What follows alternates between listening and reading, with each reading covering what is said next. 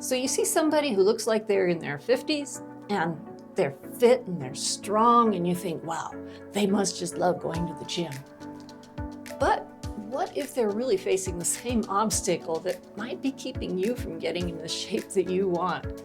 And if it doesn't stop them, it doesn't have to stop you either.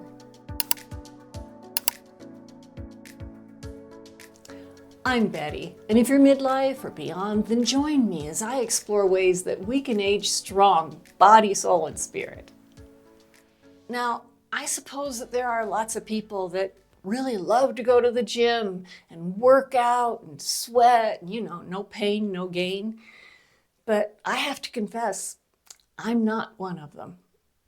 And I could say that I just hate to exercise, but that's not really true. I just hate to think about exercising, and that used to keep me from doing it. Now, years back, I used to go to the gym and I used to really like it and work out and use the machines and stuff, but just lately that doesn't appeal to me at all. I don't really like the idea of fighting the traffic to get there and having to change clothes and just all the stuff, the music that they play, the environment. I just don't like that anymore. So I thought, well, I could just do all that stuff at home. Of course you could, and I picked up some equipment and I started trying to do these home workouts that I'd follow videos and things and try to get going for an hour or so, but I didn't really like doing that either. I guess I was finding that I just didn't want to work out. It might sound too simple, but really that is the obstacle that keeps most people from getting in shape and getting enough exercise.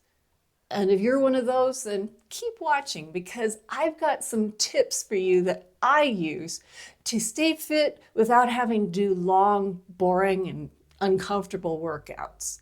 Now, I do have an exercise routine that I stick with, but there are some reasons why I can stick with this exercise routine. One thing is that I do it first thing in the morning. What I do is I get out of bed, make the bed, and then I get my stuff. I'm on the floor exercising in my pajamas. That's one nice part about it.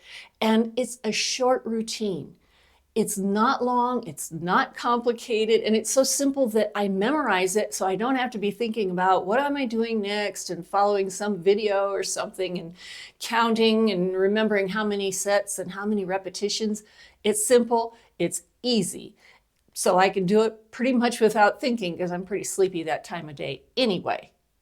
And another thing is that I choose exercises, movements that I prefer, because it all started off when I was going to take a trip and I wanted to wear certain clothes that would look better if I could just flatten my belly a little bit more. So I started looking for exercises online that I could do, and I found a little routine, but it turns out that that routine had planks in it, and I just can't stand doing planks. I don't know about you. You might like doing that, but to me, planks are pretty much torture. So I just took the routine and I changed it and I put something else in that would exercise the same muscles, and that worked for me. And I found that when I started doing some exercise that I didn't mind doing, then I didn't dread doing it. Like if you have a routine and every time you get to a certain part of it, you think, oh, I got to do that one again.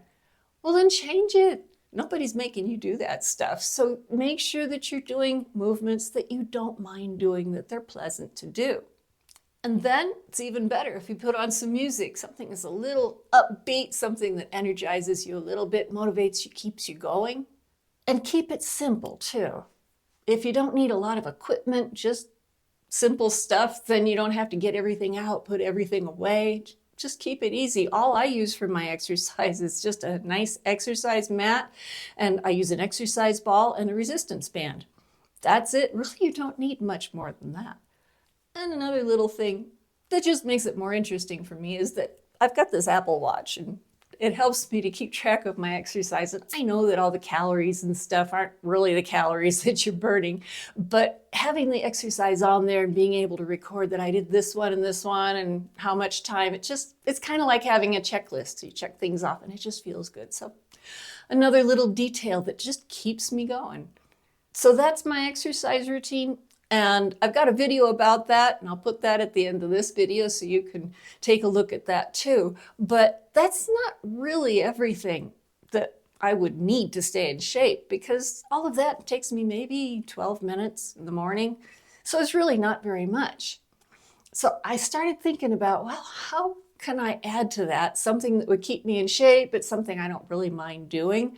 And I realized something, that when we were kids, what we did is we went out and we ran around, we played games and rode bikes and skated and all that stuff. And when I was a kid, there were very few children that were overweight. They stayed in shape, and it's not because they were doing exercises, it's because they just moved during the day. And I think that's really the problem, that when we get older, we just don't move as much in our routine life. And really, it's that routine movement that if you can add that back into your life, you're getting exercise without really having to think about it that much. So begin with this. Try not to make everything quite so convenient. Like, for example, if you go to the grocery store, then you don't really have to park as close to the door as possible. In fact, you could just park on the other side of the parking lot, as long as it's not raining, and then walk that distance to the door of the grocery store and go in and do what you need to do, buy your stuff. And then when you take it out, if you have a lot of stuff, of course, you can push the cart. And that's a little bit of exercise. But if you don't have that much, if you could carry it in your hands and walk to the car with that, that might not seem like a big deal, but really it is a little bit of exercise. And other things. For example, if you're at the mall, instead of taking the elevator or that escalator, go up the stairs. It's just a little bit more work, but if you can climb stairs, then do it. And try not to make everything so convenient. Like, I used to think, well, I got to go upstairs, and so I'll just put this here, and later on when I have to go up anyway, then I can do that. And so, you save things up so you can save work, you can save steps, save trips up the stairs. So now, no, I'll go up the stairs, even if I have to just take a paper clip up to the 3rd floor and put it away in the right drawer. I'll do that, not because I'm wasting time, but just because I know it keeps me moving, it gives me a little purpose.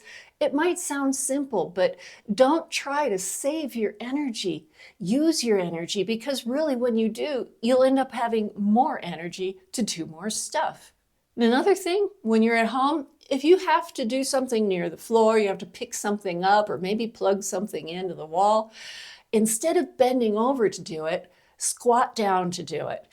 An Asian squat with your feet flat on the floor is wonderful exercise. And even if you don't stay down there very long, just the fact that you go down and come up, maybe stay down for a few seconds or a minute or so, it is great exercise. Now, at first, when you do a squat, it's not going to feel very nice. If you're not used to doing it, it kind of hurts, but you realize that all the parts that hurt, your ankles and your knees that aren't that strong, those are the parts that are being strengthened when you do it.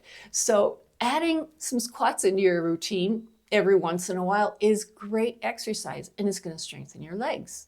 And another thing is that if you have certain things around the house that remind you to move, that will help you just throughout the day. Like, for example, up on my 3rd floor, I put a bar hanging from the ceiling.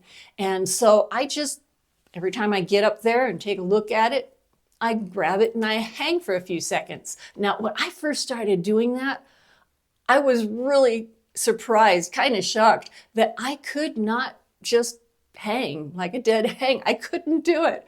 I couldn't even get my feet off the floor. So I started by just, putting a little bit of weight on it, and more, now I can actually do a dead hang for a few seconds. Not a really long time, but every time I do it, it gets longer. And it's just so important. I started doing that because I realized that I don't do this motion very often. And I thought, well, I hear a lot of people that complain about their shoulders having problems. I thought, well, if I use my shoulders and move more, then that's going to help me to keep that mobility. So doing that hanging from the ceiling has really helped with that. Another thing I've got up there on my 3rd floor is I've got a rebounder. Now, rebounder is one of those mini trampolines, and I originally bought that, years ago when my grandkids were just little guys. And I got it so they could play on it. But I still have it, and a while back I got it out, started using it again. I looked up some stuff online, found out that rebounding is actually one of the best exercises you can do. It's low impact, it feels good, it boosts your mood even. It's really great. And you don't have to do anything special. You can just jump, just bounce, run, or do any kind of movement you want on it. But that rebounding exercise is great for your stamina and keep you in shape. And nice part is since I can do it at home, I can get a phone or a tablet or something, put on my headphones and watch a video for a while. Put a video on YouTube or something for 15 minutes and you don't even notice that you're doing it. And so that's great exercise, pain-free and fun. Another thing you could do is just walk, especially if you have a purpose to walk. Now, if it's a short distance to where you don't have to drive somewhere and you can walk to do it, a few blocks or even a mile or something, I found that walking with something to do is not like exercise walking, even though sometimes I'll just get out and walk for exercise, fresh air, and sunshine. But if you have a purpose to it, then you're thinking about what you need to do, what you're going to do if you're going to go see somebody or take care of an errand. And it just doesn't seem so much like exercise. Now, there's one more little thing that I'm starting to do, and it might sound kind of goofy, but I've started to learn how to shuffle dance. If you haven't heard of shuffle dancing, it's really kind of fun. I found this channel on YouTube that was called Midlife Shuffle. I thought, okay, I like that combination. And I started looking at that, okay, I can do that. I'm working on that, and I'm planning on doing a video on that after I turn 70, which is not too far off, and show how a 70-year-old can shuffle dance. But we'll see how that comes out. But it's great exercise, and it helps me to build up my stamina a little bit. So I know that you could probably think of a lot of things that I haven't even mentioned. So if you do, then hey, let me know, because I might want to try some of that too. Let me know in the comments what you're thinking of. But really, there's so much that we can do just in our lives to stay in shape, use our bodies, and stay mobile. If we use it now, we'll be able to use it later. And doing that may not have the same kind of effect as going to the gym every day and working out for an hour or two. You might not see big differences in your weight or your size, but what you are going to see is a lot more energy in your life and toned muscles, and you're just going to feel better in general. So if you've been enjoying these tips, and if you haven't subscribed already, then go ahead and subscribe to the channel so you can catch the next video that comes out. Now, I did mention that exercise video that I made about the routine that I do. I'll put that up here so you can watch that. And also, I'll give you this video down here about some tips about how to have a flatter belly. So thanks for watching this video. And remember to stay strong. And I'll catch you in the next one.